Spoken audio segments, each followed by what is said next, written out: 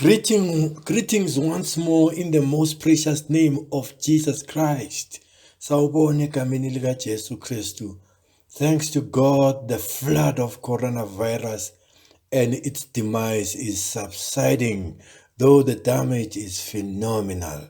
Siyabonga ukuthi le corona yehla bathandekayo noma ke silimaze kakhulu. May the Holy Spirit close the gap of our late loved ones and heal our wounded souls. Umoya Ngcwele akasiphilise bathandekayo ngalabo abasiyile esibathandayo, apholise amanxeba ethu. We are in the second session of the sermon on forgiveness. Sibhekene nentshumayelo yesibili yale ndaba yokuthethelela. As I have promised last week, may I introduce you to the modeling hero of forgiveness. His name is Jesus Christ. Ake ngikwethula kumthetheleli ophambili ekuthetheleleni, igama lakhe linguJesu. When he was unfairly judged, but memehlulela, unapologetically mistreated, bemphethe kabi bengaxolisi, unwaveringly insulted, bemthuka bengangabazi, unreservedly brutalized, bemshaya bengamyeki, and unbecomingly crucified, bembulala ngendlela eyisihluku. Yet he forgave all his assailants in advance. Wabathethelela bengakayiceli intethelelo. And at the spot of his crucifixion, he said, Father, forgive them, for they know not what they're doing. Wathi baba bathethelele ngokuba abakwazi abakwenzayo. I ask you, haven't you heard him at the cross when he said, Father, forgive them, for they know not what they are doing? Look at Luke 23, verse 34. Awumzwanga yini mtaka baba? Esho yena athi no man bathethelele. Wena ungabathethelela yini? Though he did wonders and miracles, his KPA, key performance area, was to forgive all sinners. Ngithi noma mtaka baba bekenza ama miracles ephulukisa into ayezele wayezela ukuzothethelela abantu. Look at Mark 2 verse 5 to 10. He healed the lepers. Why? He healed the blind people. Why? To demonstrate his ability to forgive sinners. Waphilisa abanobulephero, waphilisa abayimpumputhe. Just ukubakhombisa abantu ukuthi indodana yomuntu inamandla okuthethelela izono.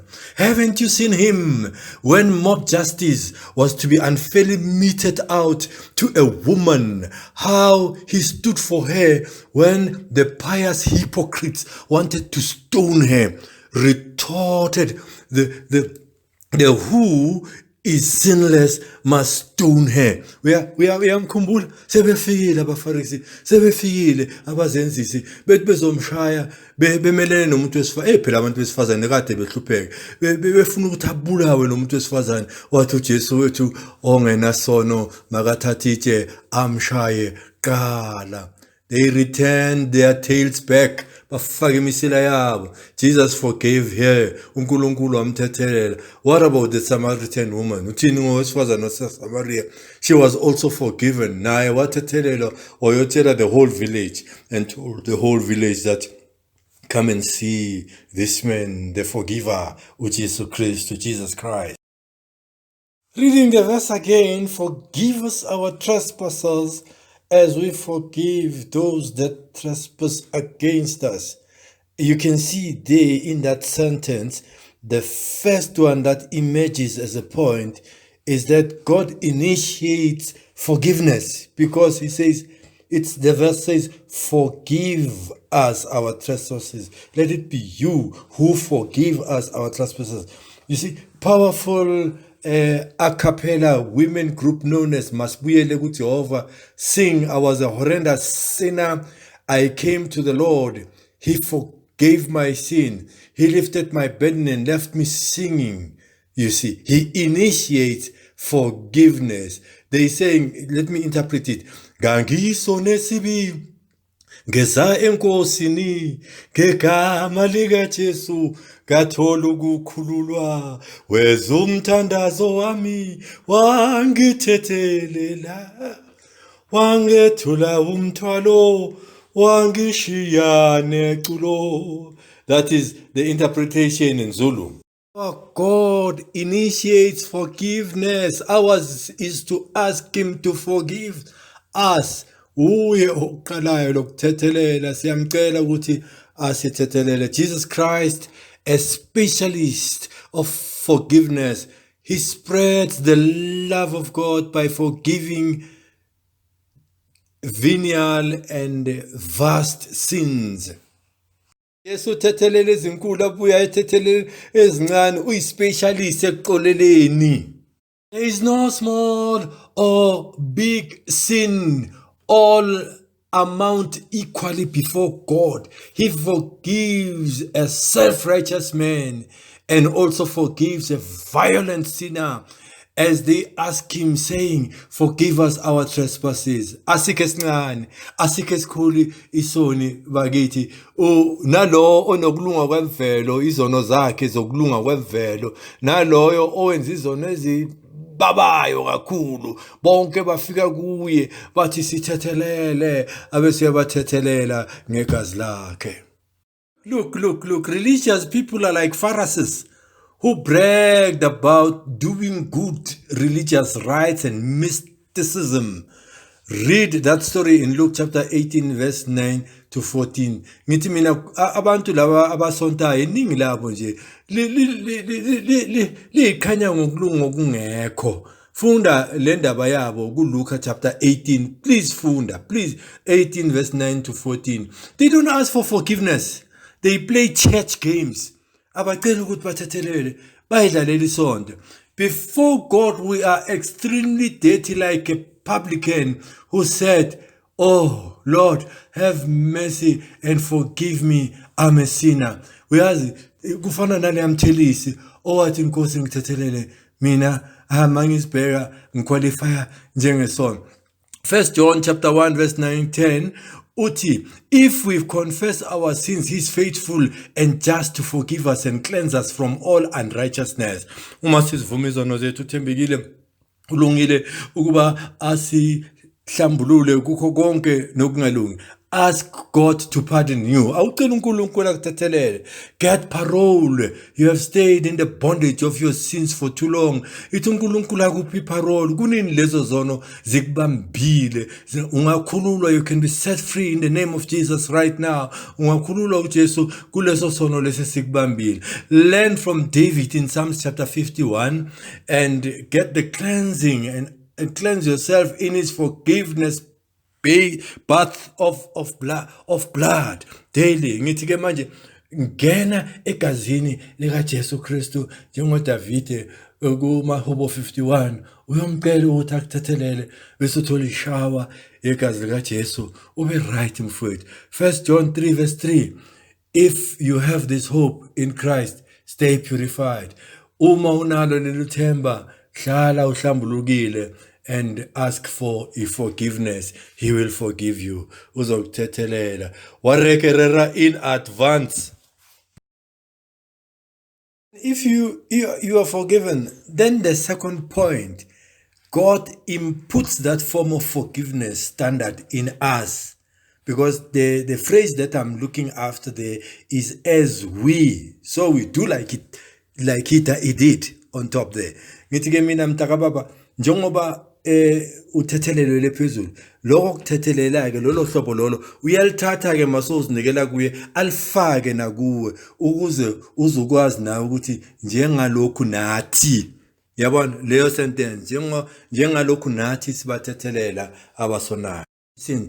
Just listen to this. Just listen to this. God inputs forgiveness in us. We now forgive like him. Listen. Sadly, some Christians and preachers, the devil has made them to adopt a delete and block connections as easy as you can. They reject and eject people. They don't reconcile and love your enemies standard. Sengithi kuwe mtaka baba, lalela. uNkulunkulu njengoba efaka ukuthethelela kuwe. Uyabona? Kubuhlungu kakhulu ngoba kulezi zinsuku abazalwane kanye nabafundisi bashumayela lokho okufunwa uSathane kokuthi mdelete lowo muntu, mblock lowo muntu loyo. Ungasazwani nabantu uNkulunkulu akuhlanganise nabo. Ba reject, uthi ungasabafuni, ba eject, ba keep empilweni yakho.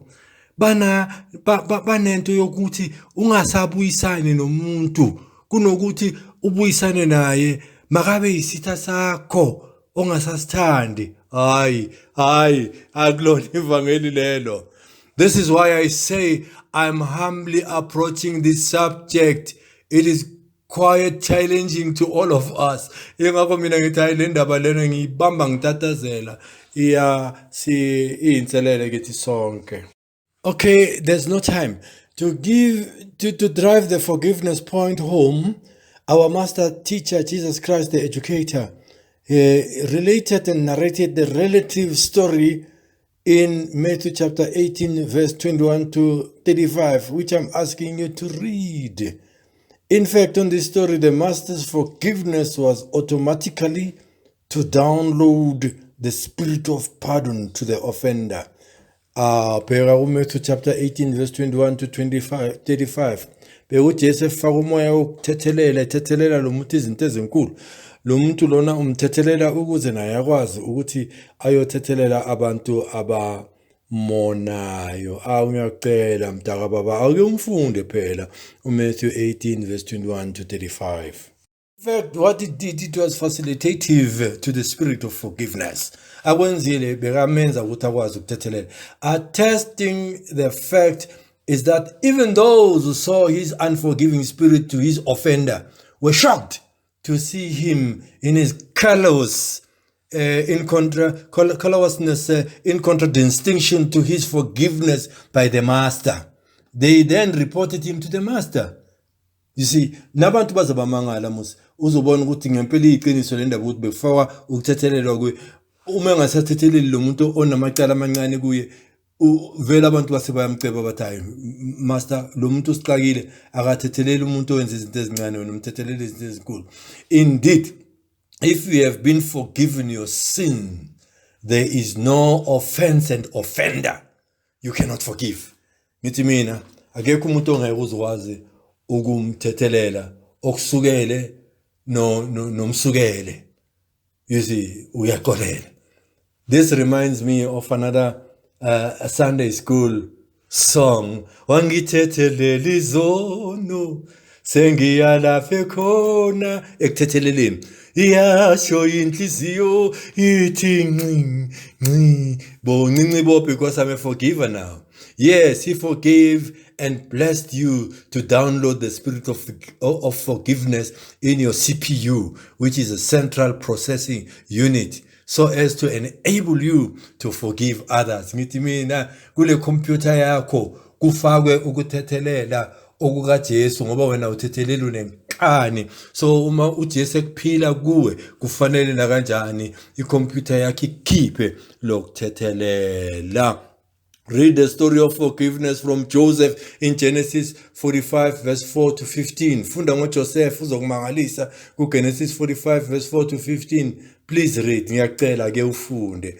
You see, horrible things done to you are for the good purpose, for God to enable you to enjoy forgiving your offenders whilst turning your life around. Ngithi ke mina mtakababa, hayi man, ezinye izinto ezenzeka kuwe zifuna ukukhuphula izinga lakho ezivela kulabo abantu la. It's a promotion in disguise. uNkulunkulu uyakupromota njengoJosepha ukususa le phansi uyokubeka le phezulu ngalabantu laba ongafuna ukubathethelela. God can pace out your bright future by your offenders. Enjoy forgiving them as God blesses you. Ngithi mina ke uNkulunkulu angakusa phezulu kakhulu ngalabantu laba abakonile. Wena kahle kahle just enjoy ukuthi uNkulunkulu akusize ukuthi ubathethelele ubabusisa abaqalekisayo. Since point number 1, you've asking for God to forgive us. Then point number 2, after forgiveness happened, that so that nawe uzokwazi ukuthethelele ukuze nawe ukwazi to forgive those who trespass against us. That's point number 3. Sesithethelela labo abasonile. Kusho ukuthi ngamagama, my topic says God involves us in forgiveness. That's topic number 3. Ukuthi uNkulunkulu manje sekasifakile ke manje kulowo moya nakuleyo nkonzo yokuthi sihambe siyothethelela abantu. God involves us on forgiveness. We now forgive our offenders. Usesifakile sesiyabathethelela abasonayo thina. I'm not simplistic in this matter of forgiveness. Angithathi kancane. In essence, it was also a concern for his disciples. Nabafundi bakhe le ndaba yabathinta kakhulu. They noticed that the master expects them to get actively involved in forgiveness as learners at his school. Ukuthi indlela yokuphasa kule sikolo sika Jesu ukuthi nawe hamba uyothethelela abantu. They asked him how many times. But manje ndoda ngamthethelela kuze bayake. Then they had a view of 7 times will be enough and no more. Bacabanga ukuthi kasikhombisa bese kuyaphela. Yo, they were shocked. Let's read in Matthew chapter 18 where I gave you the verses. How many times have you forgiven someone? Wena sobathethelela ke abantu. Yes, your wife and children. Who else out of that circle? Ya unkosikazi wakho nabantwana bakho hlala bathethelela. Kodwa yimuphi omunye kwamthethelela ongekho kuleyo ndingilizi? What about your brethren? Abazalwane, neighbors, abamakhelwane, co-workers, izisebenzi, and some family members. Nabanye abantu befamily. Let me tell you the truth. If you live with people, forgiveness must be your second nature. Ngiyakutshela ke mina ngithi ke uma wena uphila nabantu fanele wenze sure ukuthi uyakufaka lokho ukuthi kuzodingeka ukuthi uhamba ubaxolele abanye babo. People will step on your corners and toes accidentally and deliberately. Bazokunyathela ngamabomu, bakunyathele ngephutha. Jesus says in Matthew chapter 5 verse 11 and 12, you are blessed when that happens to you.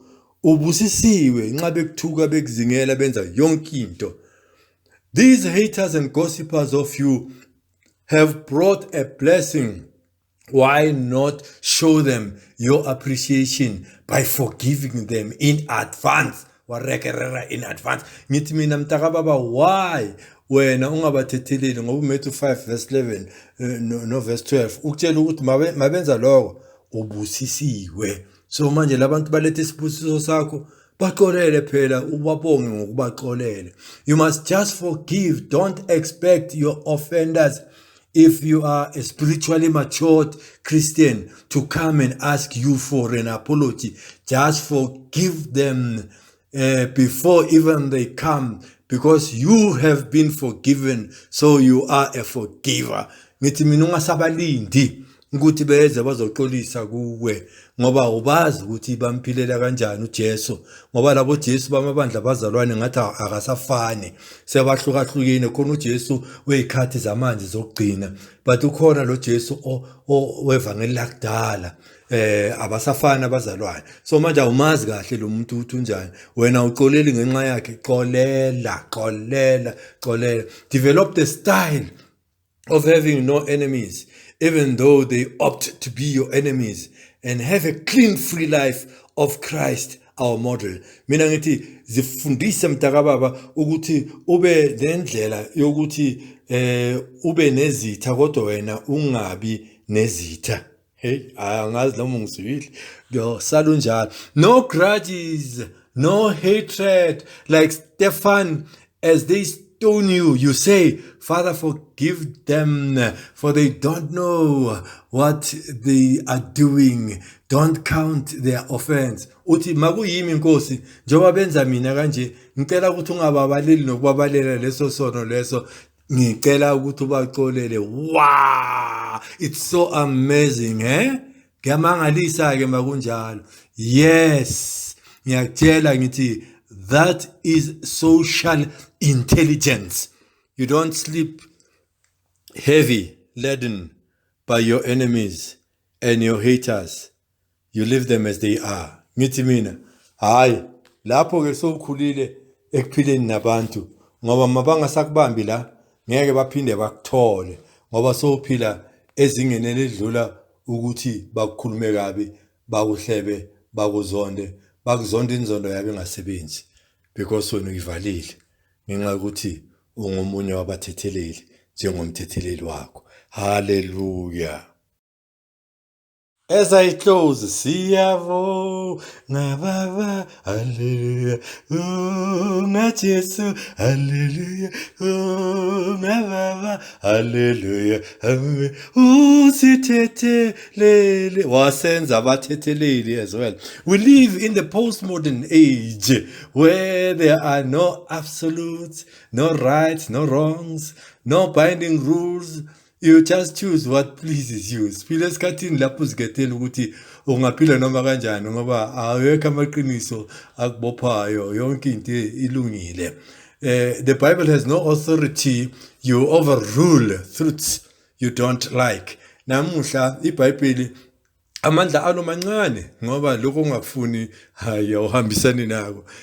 Yet hence, kodwa ke noma kunjalo, Bible lovers, they say, thus saith the Lord. They say, it is written, and the truth sets them free. Kodwa ke abathanda iBhayibheli bathi usho kanje uJehova, bathi kulotshiwe, lelo qiniso bese liyabakhulula. God is pro-choice. Hayi ungahlupheki. uNkulunkulu naye uyavuma ukuthi uzikhethele ukuthi ufunani.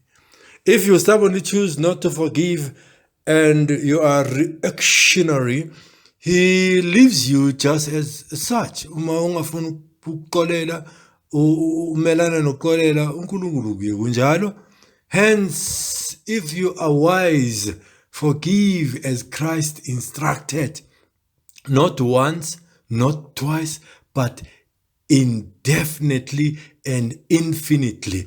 Ngithi ke mina, ungathetheleli kanye, ungathetheleli kabili, ungathetheleli kathathu ngoba unokuhlakanipha kaKristu uthethelela njalo nje.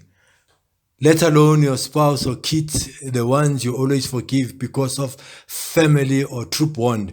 Mina ngithi ngoba laba unesibopho so uthando lwasekhaya labantwana bakho nesithando sakho, labo uyabathethelela. But how many times have you forgiven others? Laba bangekho in that circle, how many times ubathethelela kangakanani? If you haven't, you also won't be forgiven as you pray, forgive me my trespasses as I forgive others. Unamanga. Uma ungakwenzanga lokho, uthi ngithethelele izono ngoba ngiyabathethelela abanye, uyazazi nawe unamanga.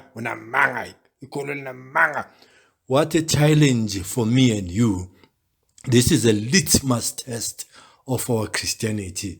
Isivivinyo esikhulu lesi sempilo yethu yobuKristu lendaba yokuthethelela. Well, kindly note I have not treated this subject exhaustively. Lendaba lena iseseyinkulu.